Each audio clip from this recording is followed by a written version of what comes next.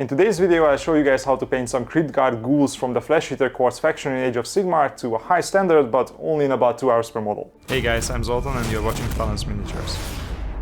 I will be painting the standard troops of our favorite delusional ghouls, but you can apply the same color scheme and technique to paint any of your Flesh Eater Quartz models as well.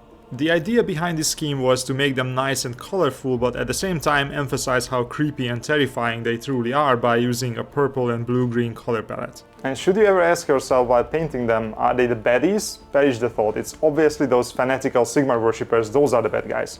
The Krypt Guard are not the ones wearing all those skull symbols on their armor. Wait a minute. By the way, these guys will be part of an Age of Sigmar diorama I am building where they will be fighting the Cities of Sigmar models I painted in a previous video, so check that out as well if you haven't seen it yet. I'll show you the finished diorama and how I made it in the next video, so it might be worth checking back next week. Or you can subscribe and hit the bell button and YouTube will send you a notification when the video goes up. And of course you can find a detailed PDF tutorial on my Patreon for this project, so that might be worth checking out as well if you want to follow along. Alright, let's put some paint on these guys. First of all, I primed the models black and then sprayed them with a transparent red color to get a dark red-brown undercoat. But you can just start from a black primer and it will work almost as well. Or alternatively, you can paint a thin layer of rhinox hide over the black on the whole model with a big brush for a similar effect. I started by painting the skin first, since these guys are about 60% exposed skin anyway, and it is always better to start with the biggest and most important elements. I chose Baraknar Burgundy from Citadel for my base color, and not only because of the properly ghoulish sounding name, but also because it's a very nice saturated dark purple color. So when we inevitably desaturate it a bit with the highlights, there is still going to be enough colors left in the shadows for us to work with. I painted the majority of the surface of the skin with this color, but I used slightly thinner paint than what I would usually use for a base coat.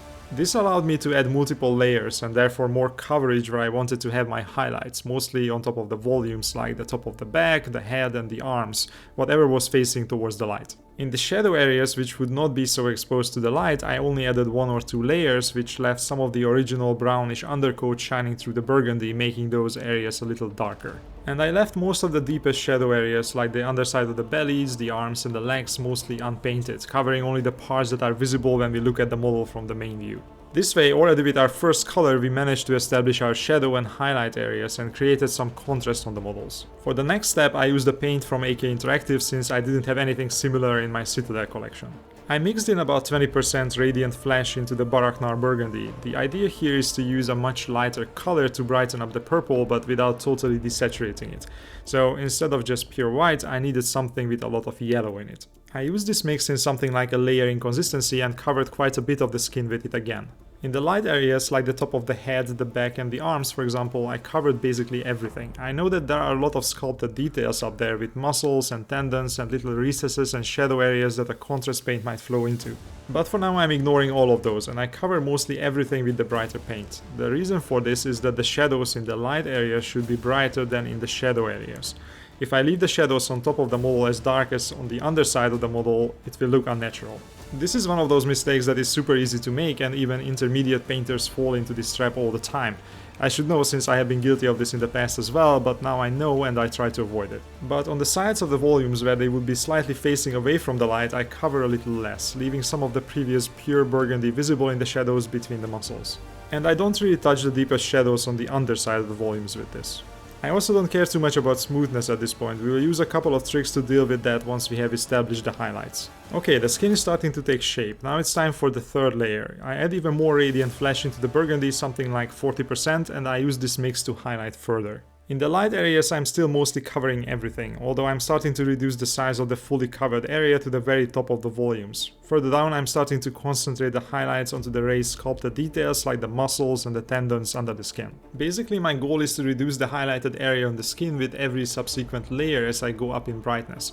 So the more a patch of skin is exposed to the light, which we imagine is coming from above the model, the brighter it should be. And in general, the upper part of the model should be brighter than the lower one. Especially with these guys and their weird golem-like hunched posture, this is very important. For example, an upper leg that is under the torso and therefore in shadow shouldn't be as bright as the back, even though both of them are technically facing up. Now it is time for the final highlight on the skin, and for this I added even more Radiant Flesh into the burgundy, something like 60%. This means that I was painting with more Radiant Flesh than burgundy, and this color has quite a bit of white in it, so the end result will be more chalky and it will be harder to hide the brush strokes. but we don't have to worry about that too much. As I said, I will use some tricks later on to smooth things out. I use this mix to paint all the raised elements on the light areas and somewhat on the sides of the volumes as well, but I mostly avoided using this in the shadows. There I already painted all the details with the previous colors, so if I paint them again I will destroy the contrast that I created. Also, the skin is supposed to be smooth, but these guys are ghouls, so I took some liberties and added a little texture with scratches where there was space for it. And with that I had all the highlights and shadows in place. Now it was time to smooth them out and also to bring back a little color, because despite our best efforts it's inevitable that the model will get more washed out during the highlighting. So I thinned down some of the original burgundy color that I used for the base coating and created a thin glaze, something like 80% water and 20% paint. And as a side note, I just published a guide on glazing last week, so if you are not confident in how to use a glaze like this, I suggest checking that out. I dragged the glaze from the midtones into the shadows. This will smooth out the transition along the way and bring back some of that nice saturated burgundy color, but without erasing all the work we did with the highlights. I used 2 or 3 passes of this, but it's important to build it up gradually and rather use more and thinner glazes than one thick one, since if you go overboard with this you might obscure too much. This is actually supposed to be subtle, so don't decide to make it suddenly way thicker just because the first layer barely shows up. Now the skin looks already much better, but we won't stop here. I thinned down some dark sea blue from AK the same way and I glazed it into the deepest shadows. It's important to leave some of the previous burgundy glaze visible though, so you should start this much closer to the deepest shadow. And people who watch my channel know that I love using this color, but if you don't have it, you can also use some staggered and scale green from Citadel instead. And if it's not dark enough, you can add a tiny bit of black. And just like that, by painting the skin, we are done with 60-70% of the model. Now we only have the fur as a bigger surface and some fun little things like the metals and the leathers. So let's start with the fur. Fortunately, this is super easy to paint, but the color selection is very important since the combination of this and the skin will essentially determine the color scheme for our army. Since I went with the burgundy skin, the obvious choice was a blue-green, since those complement each other so well and both are good at giving the impression of darkness and gloom, which suits these guys so well. Not because they are baddies, of course, they are just naturally gloomy and somewhat prone to eating your flesh, but otherwise they are the good guys. We finished the skin by adding a blue-green color in the deepest shadows, which was already foreshadowing what I'm about to do here, and tie the 2 elements, the skin and the hair, together. So now I'm using staggered and scale green from Citadel to base coat the fur on their back and the few strands of hair some of them have on their scalps. And once again I'm painting most of the surface and not just the individual hairs on top where the fur is exposed to the light more, but further down I only edge highlight the individual hairs with the side of the brush. Next I switch to salted green and do the same thing, but reducing the size of the area where I am highlighting, mostly concentrating on the top part of the fur.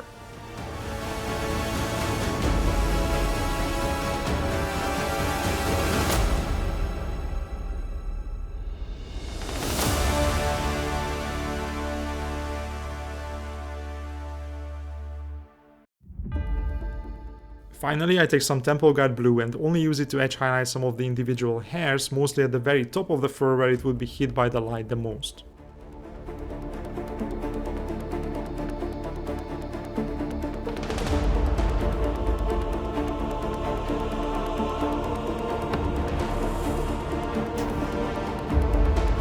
Next, let's paint the various bones but also the robes on the models. I will be using the same colors for both to save time, but we will use a little trick at the end to differentiate them.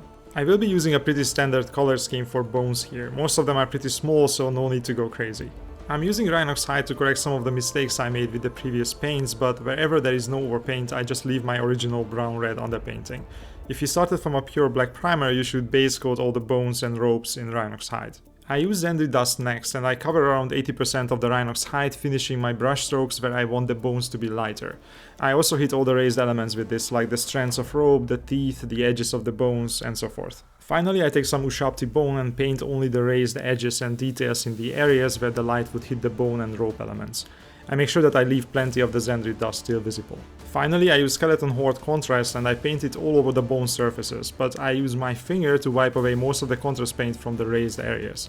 I know that this looks quite barbaric, but it works, so it's not stupid. I don't apply any of this to the robes though. This way the bones and the robes will be different, as if you use 2 different sets of paints on them. Now I wanted to paint all their loincloths, which are the only clothing items these guys are wearing, and by the way, some of them look suspiciously like diapers. But let's not judge them, maybe it's a good thing.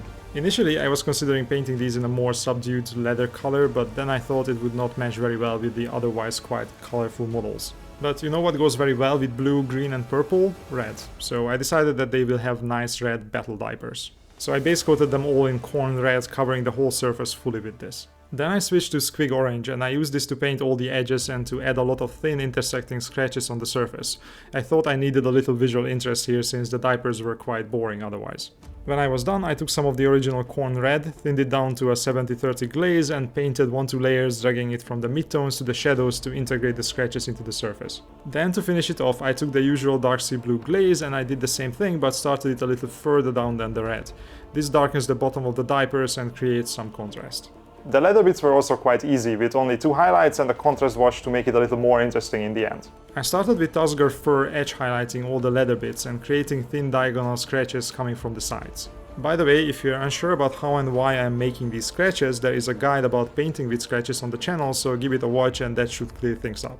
Then I took some Cadian flesh tone and did the same thing but on a smaller surface, leaving plenty of the previous highlights still visible. Just like with the bones, I finished with a contrast paint wash over the whole surface. This time I was using snakebite leather. Now there is only one difficult element left, the few pieces of metal weapons and armor these ladies and gents are using. If you remember the opponents these guys will be facing on the diorama, the Sigmar steel helms, they had some really shiny weapons and armor that sparkled in the sun. So here I wanted something to contrast with those, something dark and corroded to suit our ghoulish friends. Once again I used the brown-red undercoat as my base coat, so if you use the black primer you should base coat the metal bits in Rhinox hide first. My first highlight was done with Mournfang Brown. I used this to edge highlight everything that was supposed to be metal. If you are having trouble painting edge highlights, I have a guide about that on the channel too, so give that a watch. On the larger surfaces like the helm and the halberds, I needed a little more though. First of all I painted some big solid highlights on the cutting edges. Nothing fancy, I was planning to just have a big color transition from dark to bright and I placed the highlight where I thought the light would catch the metal. On the face of the halberd I stippled in some half circles, almost like the scales of a fish to represent a super corroded surface. When I was happy with this I also added a lot of thin scratches overlapping these. For the second highlight I took some scrag brown and did basically the same thing but I reduced the size of the highlights.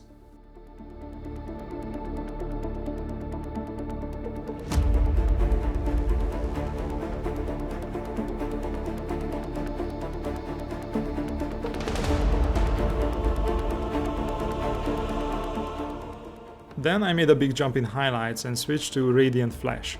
Remember, the one that we use for the skin. Sometimes it's a good idea to reuse colors, it makes things easier and it also helps tie the model together, like the way I used the blue-green for the fur but also for the shadows.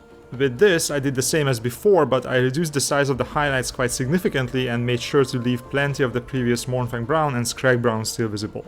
I also highlighted less of the edges, mostly focusing on the ones that would catch the light more, but leaving out the ones that were more in shadow. Before adding more highlights, it was time to make this a little more natural looking. Once again I turned to my favorite dark sea blue glaze.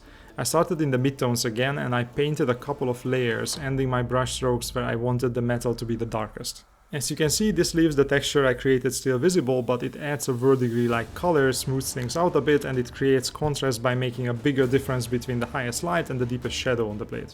Now I thinned down some Scrag Brown and glazed that into the midtones, away from the dark sea blue but not touching the highest highlights. This brings back the color, smooths things out further, and it will make the blades more rusty and corroded looking.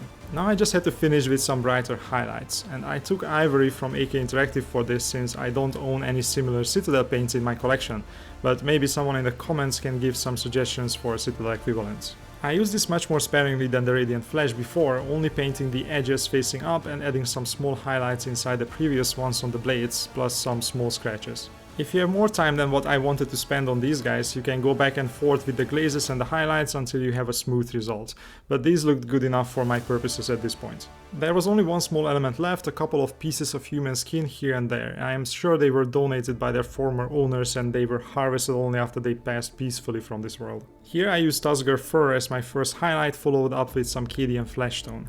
You might notice that these are the same colors I used on the leathers as well, but this time I didn't use the snakebite leather contrast to modify the result. This way I can reuse the same colors again but still get distinct looking surfaces on the model. Little shortcuts like this can help you paint your models faster without sacrificing quality.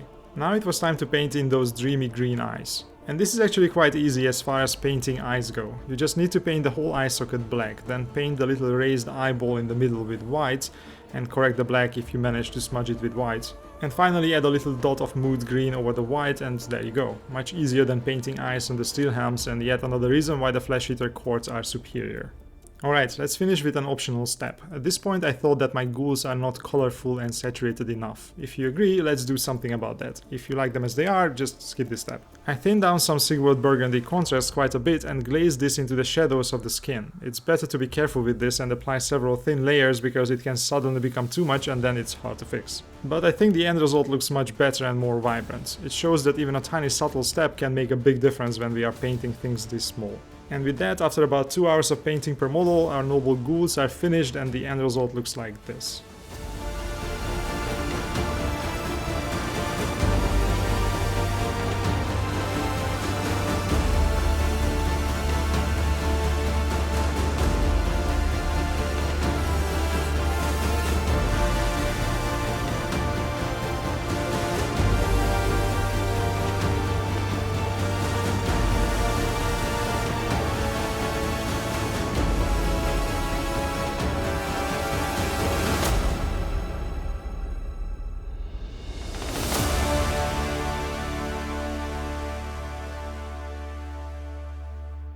I hope you guys enjoyed this one. If you did, don't forget to give it a like and subscribe. And if you want to have a written version of this guide with all the colors, a ton of pictures and all the explanations, then head over to my Patreon.